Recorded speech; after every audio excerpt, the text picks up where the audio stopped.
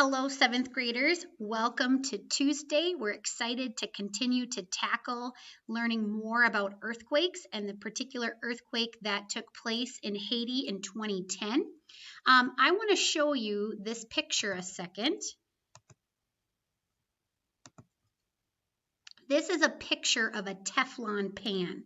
You would use this to fry an egg so that it wouldn't stick to the pan. That black surface is kind of slimy, not necessarily slimy, but a smooth surface so that you can easily flip your eggs.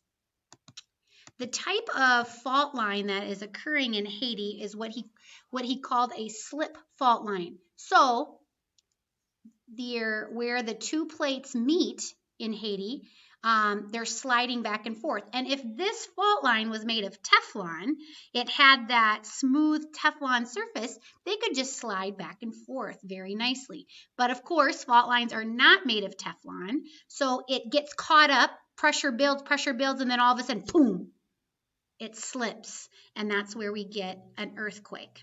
I asked you in your to-do list to have your notes from yesterday up. If you don't have them up, could you split your screen and put me on half of your screen and your notes on the other half?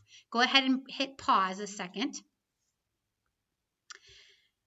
The reason I want you to do that is because I want you to make sure that in the section that is entitled Haiti's Fault Lines, that you have these two important facts in there from yesterday. You should have a lot of facts, okay, and all of them are great, but remember I had you listen to why the damage was particularly bad, even though it was only a 7.0 earthquake.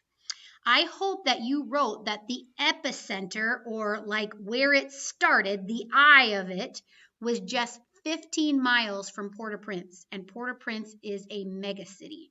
So this earthquake hit very close. At its strongest point was right not by a great big city. Also, that epicenter was pretty shallow from the surface. It wasn't a deep earthquake, it was shallow. So all of that built up energy got to the surface. So it was right by a big city and it was shallow. So those are two key things that you should have from yesterday's notes. So take a look at that and add those if you need to add those, if you don't have those in there. All right. Next, you're going to finish it up. I'm actually going to have you skip the fourth segment. We're going to skip that one. And I want you to hear about tsunamis here. It's going to talk about a different kind of boundary. It's when one slips underneath the other one and all this energy builds up and then all of a sudden, ping, and it throws all the water, and that's where a tsunami comes from. So you're going to read that. Then you're going to do two more things, and as you listen, I want you to listen particularly close to the land. How did the land cause a lot of damage?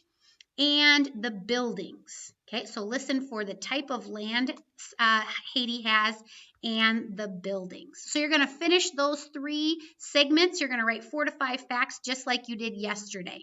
Then you're going to use your notes from yesterday and your notes from today, and you're going to take it and write a really great paragraph. Okay, so take your notes to write a paragraph. It says use your notes from today and yesterday to finish this paragraph starter. And the paragraph starter is on the next line. It said, I learned many things about the 2010 Haiti earthquake and about earthquakes in general.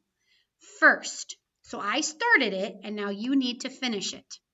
I said, give facts about the 2010 earthquake.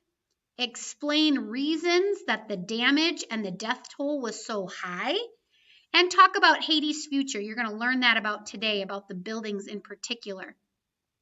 Make sure you use transition words like first, second, next, in addition, and don't be random about it, okay? Put information in a logical, smooth order, okay? So there's your to-do list for today.